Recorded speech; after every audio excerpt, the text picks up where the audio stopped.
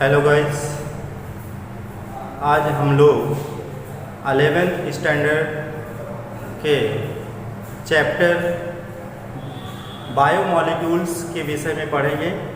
My self Dinesh Chauhan. How are you students? I hope you are fine. 11th standard biomolecules, Hindi में इसको जैविक अणु बोलते हैं। बायोमॉलिक्यूल्स यानी कि वे मॉलिक्यूल्स जो लिविंग थिंग्स में पाए जाते हैं, चाहे वो एनिमल हो चाहे प्लांट हो, उन्हीं सभी को हम क्या कहते हैं? बायोमॉलिक्यूल्स कहते हैं। ठीक है। अब जो सेल होती है, सेल का जो साइटोप्लाज्म रीजन होता है, उसमें 2 टाइप्स के बायोमॉलिक्यूल्स होते हैं, इनऑर्गेनिक एंड ऑर्गेनिक। इसके बायोमॉलिक्यूल्स का वीडियो फर्स्ट में आप लोग ये सब चीज़ें जान चुके हैं कि जो बायोमॉलिक्यूल्स होता है उसको 2 ग्रुप्स में हम डिवाइड करते हैं, इनऑर्गेनिक एंड ऑर्गेनिक। ठीक है। इनऑर्गेनिक के अंतर्गत जो बायोमॉलिक्यूल्स आते हैं उन्हें हम मिनरल्स एंड वाटर कहते हैं। तो यहाँ पर पहले हम लोग मिनरल्स के विषय में पढ़ेंगे। मिनरल्स यानी कि जो ह्यूमन बॉडी है, ह्यूमन बॉडी में अबाउट 29 टाइप्स के मिनरल्स पाए जाते हैं। कितने टाइप्स के? 29। ठीक है। ह्यूमन बॉडी में 29 यानी कि 29 प्रकार के मिनरल्स पाए जाते हैं। इसमें से 16 यानी कि 16 मिनरल्स जो होते हैं वो मेटेलिक फॉर्म में होते हैं। कितने? 16 मिनरल्स मेटेलिक फॉर्म में होते हैं, और जो 13 मिनरल्स होते हैं वो नॉन मेटेलिक फॉर्म में होते हैं, यानी कि नॉन मेटल्स फॉर्म में पाए जाते हैं। तो टोटल लगभग कितने मिनरल्स ह्यूमन बॉडी में पाए जाते हैं? 29 मिनरल्स। अब जो मिनरल्स हैं, यानी कि कई ऐसे मिनरल्स हैं जिनकी जो है ऑर्गेनिज्म में बहुत ज़्यादा आवश्यकता पड़ती है। ठीक है। तो उन्हें हम क्या कहते हैं? उन्हें मेजर मिनरल्स के अंतर्गत रखेंगे, यानी कि जिनकी बॉडी में ज़्यादा ज़रूरत पड़ेगी, जिनकी आवश्यकता ज़्यादा पड़ेगी, उन्हें हम मेजर मिनरल्स के अंतर्गत रखेंगे। और जिनकी आवश्यकता कम पड़ेगी बॉडी में, चाहे वो प्लांट बॉडी हो चाहे ह्यूमन बॉडी एनिमल बॉडी हो, जिनकी आवश्यकता कम पड़ेगी उन्हें हम माइनर मिनरल्स में रखेंगे। तो यहाँ पर हम पहले जानेंगे कि कौन कौन से मिनरल्स हैं जो मेजर की कैटेगरी में आते हैं और कौन से मिनरल्स हैं जो माइनर की कैटेगरी में आते हैं। Let's go students. Major minerals, देखिए बिल्कुल ट्रिकी फॉर्म में पढ़ाया जा रहा है, आपको बहुत जल्दी ये चीज़ें क्लियर हो जाएंगी। मेजर यानी कि वे मिनरल्स जिनकी जो है बॉडी में अधिक मात्रा में ज़रूरत होती है, मेजर मिनरल्स कहेंगे। अब एनिमल्स बॉडी में जिनकी ज़्यादा ज़रूरत होती है, ठीक है, जैसे कैल्शियम, ठीक, कैल्शियम है, फास्फोरस है, सोडियम है, क्लोरीन है, मैग्नीशियम है, सल्फर एक्सेट्रा, ये मेजर मिनरल्स के अंतर्गत आते हैं। यानी कि इन मिनरल्स की ह्यूमन बॉडी में रिच अमाउंट में आवश्यकता पड़ती है। प्लांट्स में कौन कौन से मेजर मिनरल्स होते हैं भाई, जिनकी आवश्यकता प्लांट में ज़्यादा होती है? एस फास्फोरस है, कैल्शियम है, पोटेशियम है, मैग्नीशियम है, सल्फर एंड आयरन एक्सेट्रा, ये प्लांट्स के मेजर मिनरल्स कहलाते हैं। ठीक है। जो भी क्वेश्चन आपके बनेंगे, चाहे नीट स्टैंडर्ड में हो चाहे इंटरमीडिएट स्टैंडर्ड में हो, कि कोई भी 4 ऑप्शन दे दिए जाएंगे और उसमें पूछ लिया जाएगा कि इनमें से कौन मेजर मिनरल्स के अंतर्गत ह्यूमन बॉडी में प्रेजेंट होता है। ठीक है। तो एक ऑप्शन इधर से दे देगा और ऑप्शन इधर माइनर से दे देगा। अब उसको जो है आपको पहचानना होगा। तो मेनली इतने ही मिनरल्स मेजर एंड माइनर्स के हम इनको आइडेंटिफाई कर लें, इनको सही तरीके से लर्न कर लें, तो हमारे जितने भी क्वेश्चन इस टॉपिक से आएंगे वो सभी क्वेश्चन हम इजीली उसको सॉल्व कर सकते हैं। तो मेजर मिनरल्स यानी कि एनिमल्स में ये हुए, और प्लांट्स में major minerals phosphorus, calcium, magnesium, sulphur etcetera ये हुए। इसी प्रकार से जो माइनर मिनरल्स होते हैं,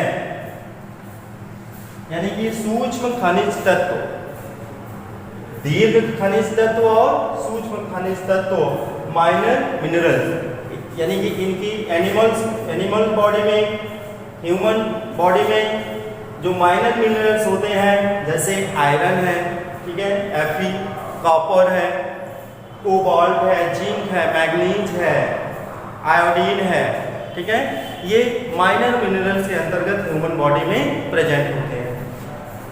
इसी प्रकार माइनर मिनरल्स के अंतर्गत प्लांट बॉडी में कौन से प्रेजेंट होते हैं, जैसे मैग्नीज है, कोबाल्ट है, जिंक है, ठीक है, बोरॉन है, कॉपर है, मोलिब्डेनम है, ठीक है, ये सभी जो है क्या है भाई, ये माइनर मिनरल्स के अंतर्गत बॉडी में, प्लांट बॉडी में प्रेजेंट है। अब उसके बाद मिनरल्स का क्या रोल होता है ऑर्गेनिज्म में, इसके विषय में हम लोग पढ़ेंगे। जैसे कि आप जानते हैं कि मान लीजिए ह्यूमन के विषय में हम लोग बात करें तो कैल्शियम है, फास्फोरस है, ये किस चीज़ के फॉर्मेशन में, यानी कि इसका मेन कंपोनेंट होता है बोन का या टीथ का, ठीक है, कैल्शियम, फास्फोरस, ये सभी बोन एंड टीथ फॉर्मेशन में पार्टिसिपेट करते हैं, ठीक है। सोडियम क्लोराइड, ये हमारे नर्वस सिस्टम का मेन कंपोनेंट्स होता है। क्या होता है कि जब जैसे डायरिया हो जाता है, डायरिया के केसेस में बार बार जो है जो पेशेंट होता है उसको बार बार वोमिटिंग एंड लूज मोशन होता है, ठीक है, तो उस कंडीशन में क्या होता है, ये बार बार ये जो है ये क्रियाएं होने के कारण इन मिनरल की बॉडी में क्या हो जाती है, कमी हो जाती है। तो डॉक्टर कहता है कि तुरंत हमें ORS यानी कि ओरल सस्पेंशन का यूज करना चाहिए। ORS हम लोग घर में भी तैयार कर सकते हैं, उसमें एक रेशियो में नमक, चीनी और पानी का घोल मिला करके ORS बना करके उसको लेते रहने से इन मिनरल्स की कमी नहीं हो पाती है और हम डिहाइड्रेशन से बच जाते हैं, ठीक है। और फिर उसके बाद जो है डॉक्टर के पास जाना चाहिए।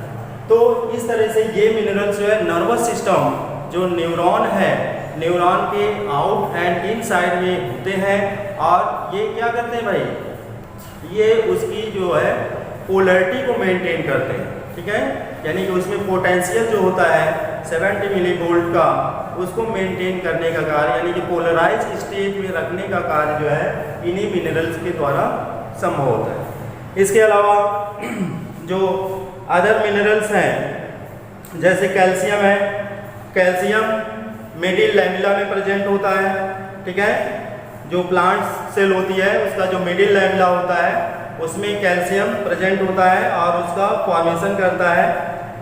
और जो आयरन होता है ये मेन कंपोनेंट्स होता है किसका भाई, हीमोग्लोबिन का। हीमोग्लोबिन जो Hb होता है RBC से अटैच होता है, इसका मेन कंपोनेंट्स क्या होता है, आयरन होता है, ठीक है, ठीक। अब उसके बाद magnesium is the main components of chlorophyll. Chlorophylls का मेन कंपोनेंट्स क्या होता है भाई, मैग्नीशियम होता है। Phosphorus is the main components of nucleotides. Nucleic acid जो होता है उसकी जो यूनिट होती है न्यूक्लियोटाइड, उसका मेन कंपोनेंट्स क्या होता है, फास्फोरस होता है। और सल्फर कंटेनिंग अमीनो एसिड्स, यानी कि ये एंजाइम्स और प्रोटीन के कंपोनेंट्स होते हैं, ठीक है। और इस तरह से ये मिनरल्स जो है हर एक जगह पे बॉडी में मेन रोल प्ले करते हैं। अब इसके बाद जो मिनरल्स का ये तो रोल होता है या इसको फंक्शन कह लें। अब इसके बाद जो दूसरा इनऑर्गेनिक न्यूट्रिएंट्स है वाटर के विषय में पढ़ेंगे।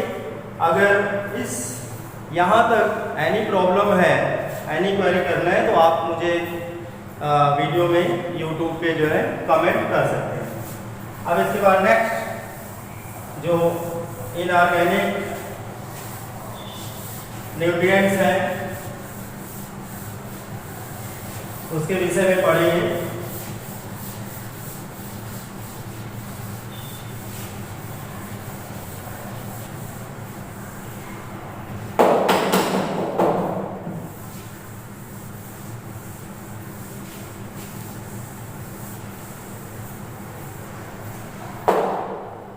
Next, inorganic nutrients is water. Water.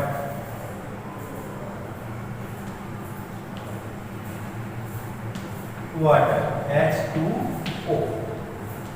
ये भाई अदर इनऑर्गेनिक न्यूट्रिएंट्स है, इसके विषय में पढ़ेंगे। अब देखिए वाटर क्या होता है भाई, इसका केमिकल सिंबल होता है H2O। इनके कंडेंसेशन से वाटर का फॉर्मेशन होता है। अब जो वाटर होता है, water is the main components of protoplasm, ठीक है, और water is a good solvent, ठीक। वाटर जो होता है हमारे बॉडी में जो डिफरेंट वेस्ट मटेरियल्स बनते हैं उनको सॉल्वेल करके बॉडी से आउट करने का काम कौन करता है भाई, वाटर करता है। इसी तरह जो प्लांट्स होते हैं, प्लांट्स में जो रूट से वाटर एब्जॉर्ब होता है, तो वाटर सेल सैप के फॉर्म में न्यूट्रिएंट्स को अपने अंदर घोल करके उसको प्लांट बॉडी में ट्रांसपोर्ट करने का कार्य वाटर ही करता है, ठीक है।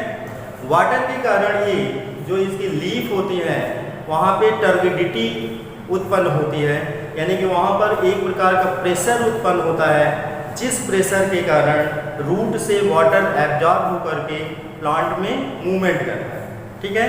अब कुछ इसकी फिजिकल प्रॉपर्टीज हम लोग जानेंगे।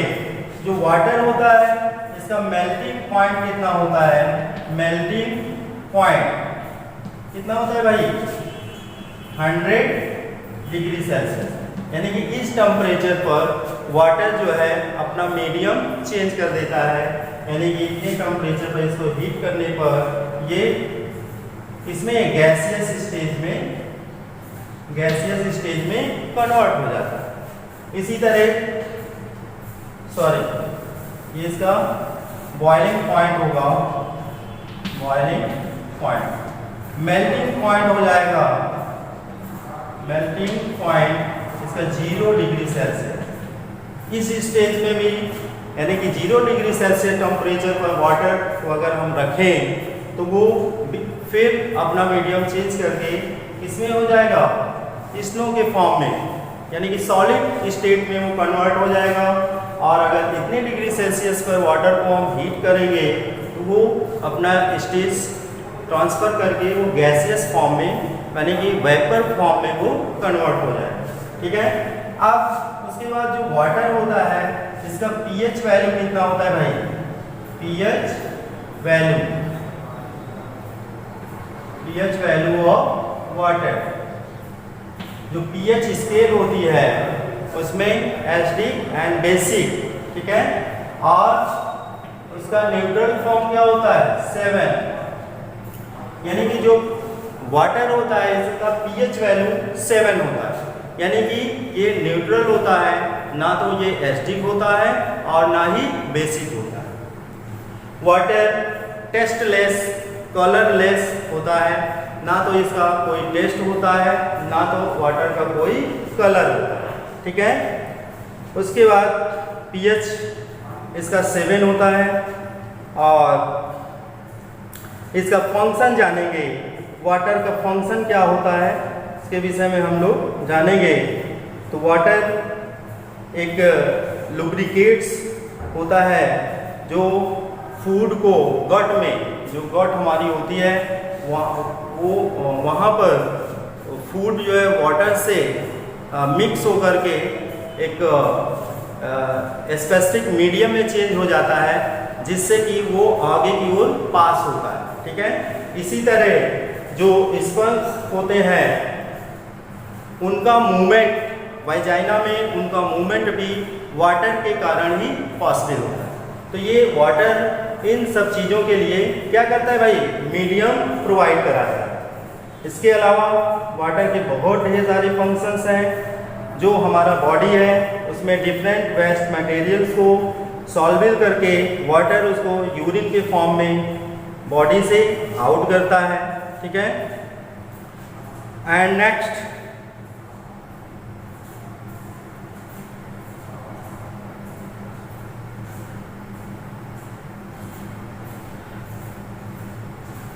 Water is must for transpiration and guttation, next function हो जाएगा, ठीक है।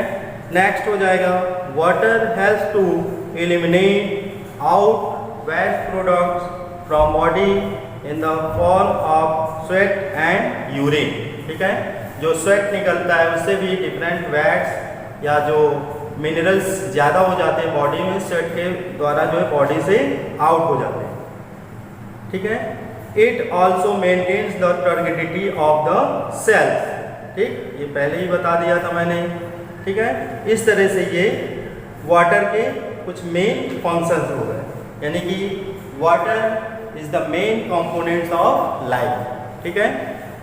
अब इस वीडियो में हम जो बायोमॉलिक्यूल्स का जो इनऑर्गेनिक वाला टॉपिक है उसको हमने जान लिया, यानी कि इसके पहले मिनरल्स के विषय में जाने, फिर वाटर्स के विषय में जाने।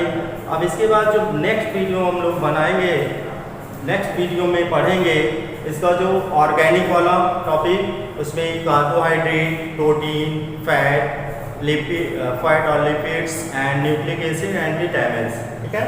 तो उसमें जो है उनका क्लासिफिकेशन और उनके टाइप्स क्लासिफिकेशन और उसका वर्क कैसे होता है, उसका बॉडी में क्या रोल होता है, उसके विषय में हम लोग पढ़ेंगे।